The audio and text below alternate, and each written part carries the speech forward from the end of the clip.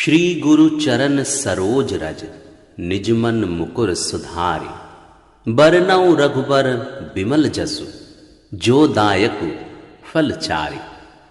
श्री गुरु जी के चरणों की रज से अपने मन रूपी दर्पण को साफ करके मैं भी श्री रघुनाथ जी के उस निर्मल यश का वर्णन करता हूं जो चारों फलों अर्थ, धर्म, काम, मोक्ष को देने वाला है। सुनत जनक आगमन सबु हर्षउ अबध समाजु। रघुनंदन ही सकोच बड़ सोचु विबस सुर राजु। जनक जी का आगमन सुनकर अयोध्या का सारा समाज हर्षित हो गया। श्री राम जी को बड़ा संकोच हुआ और देवराज इंद्र तो विशेष रूप से सोच के वश में हो गए। कुटिल कैकेयी मन ही मन ग्लानि पश्चाताप से गली जाती है, किससे कहे और किसको दोष दे। और सब नर नारी मन में ऐसा विचार कर प्रसन्न हो रहे हैं कि अच्छा हुआ जनक जी के आने से कुछ दिन और रहना हो गया। इस तरह वो दिन भी बीत गया। दूसरे दिन प्रातः काल सबको स्नान करने लगे। स्नान करके सब नर नारी गणेश जी, गौरी जी, महादेव जी और सूर्य भगवान की पूजा करते हैं। फिर लक्ष्मीपति भगवान विष्णु के चरणों की वंदना करके दोनों हाथ जोड़कर आंचल पसार कर विनती करते हैं कि श्री राम जी राजा हों, जानकी जी रानी हों तथा राजधानी अयोध्या आनंद की सीमा होकर फिर समाज सहित सुख पूर्वक बसे और श्री राम जी भरत को युवराज बनाएं। हे देव, इस सुख रूपी अमृत से सींचकर सब किसी को जगत में जीने का लाभ दीजिए।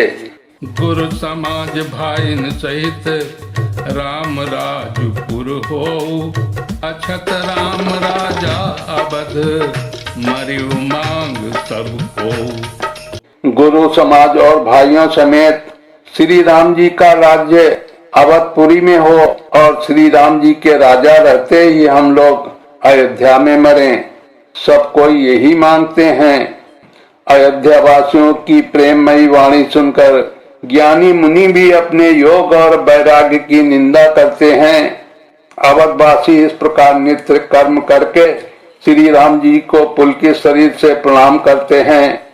ऊंच नीच और मध्यम सभी श्रेणियों के स्त्री पुरुष अपने अपने भाव के अनुसार श्री राम जी का दर्शन प्राप्त करते हैं। श्री राम जी सावधानी के साथ सबका सम्मान करते हैं और सभी कृपानिधान श्री रामचंद्र जी की सराहना करते हैं। श्री राम जी की लड़कपन से ही यह बान है कि वे प्रेम को पहचान कर नीति का पालन करते हैं। श्री रघुनाथ जी शील और संकोच के समुद्र हैं। वे सुंदर मुख के या सबके अनुकूल रहने वाले, सुंदर नेत्र वाले या सबको कृपा और प्रेम की दृष्टि से देखने वाले और सरल स्वभाव हैं। श्री राम जी के गुण समूहों को कहते कहते सब लोग प्रेम में भर गए और अपने भाग्य की सराहना करने लगे कि जगत में हमारे समान पुण्य की बड़ी पूंजी वाले थोड़े ही हैं जिन्हें श्री राम जी अपना करके जानते हैं और ये मेरे हैं ऐसा जानते हैं। प्रेम मगन तहि समय सब सुनि आवत मिथिलेशु। सहित सभा संभ्रंग उठे रवि कुल कमल दिनेशु। उस समय सब लोग प्रेम में मग्न हैं। इतने में ही मिथिलापति जनक जी को आते हुए सुनकर सूर्य कुल रूपी कमल के सूर्य श्री रामचंद्र जी सभा सहित आदर पूर्वक जल्दी से उठ खड़े हुए। भाई, मंत्री, गुरु और प्रवासियों को साथ लेकर श्री रघुनाथ जी आगे जनक जी की आगवनी में चले। जनक जी ने ज्यों ही पर्वत श्रेष्ठ कामनाथ को देखा त्यों ही प्रणाम करके उन्होंने रथ छोड़ दिया, पैदल चलना शुरू कर दिया। श्री राम जी के दर्शन की लालसा और उत्साह के कारण किसी को रास्ते की थकावट और क्लेश जरा भी नहीं है। मन तो वहाँ है जहाँ श्री राम जी और जानकी जी हैं। बिना मन के शरीर के सुख दुख की सुध किसको हो। जनक जी इस प्रकार से चले आ रहे हैं। समाज सहित उनकी बुद्धि प्रेम में मतवाली हो रही है। निकट आए देखकर सब प्रेम में भर गए और आदर पूर्वक आपस में मिलने लगे। जनक जी, वशिष्ठ जी आदि अयोध्यावासी मुनियों के चरणों की वंदना करने लगे और श्री रामचंद्र जी ने सतानंद आदि जनकपुरवासी ऋषियों को प्रणाम किया। फिर भाइयों समेत श्री राम जी राजा जनक जी से मिलकर उन्हें समाज सहित अपने आश्रम को लिवास चले। आश्रम सागर शांत रस पूरन पावन पाथु सेन मनहु करुणा सरित लिए जाहि रघुनाथ। श्री राम जी का आश्रम शांत रस रूपी पवित्र जल से परिपूर्ण समुद्र है। जनक जी की सेना समाज मानो करुण रस की नदी है, जिसे श्री रघुनाथ जी उस आश्रम रूपी शांत रस के समुद्र में मिलाने के लिए जा रहे हैं। एक करुणा की नदी इतनी बढ़ी हुई है कि ज्ञान वैराग्य रूपी किनारों को डुबाती जाती है। शोक भरे वचन नद और नाले हैं जो इस नदी में मिलते हैं और सोच की लंबी सांसें आहें ही वायु के झकोरों से उठने वाली तरंगे हैं जो धैर्य रूपी किनारों के उत्तम वृक्षों को तोड़ रही हैं। भयानक विषाद शोक ही उस नदी की तेज धारा है। भय और भ्रम मोह ही उसके असंख्य भमर और चक्र हैं। विद्वान मल्लाह है, विद्या ही बड़ी नाव है, परंतु वे उसे खेल नहीं सकते हैं, उस विद्या का उपयोग नहीं कर सकते हैं। किसी को उसकी अटकल ही नहीं आती है।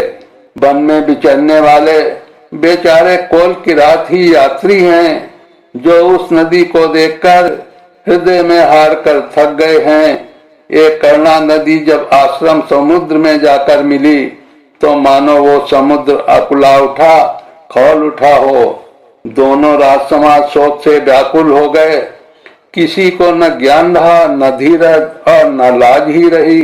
राजा दशरथ जी के रूप, गुण और शील की सराहना करते हुए सब रो रहे हैं और शोक समुद्र में डुबकी लगा रहे हैं। अब गाहि शोक समुद्र सोचहि नारी नर व्याकुल महा दई दोष सकल सरोस बोलहि बाम विद कीन्हो कहा सुर सिद्ध तापस जोगी जन मुनि देखी दशा विदेह की तुलसी न समरथ को जो तरि सकै सरित स्नेह की।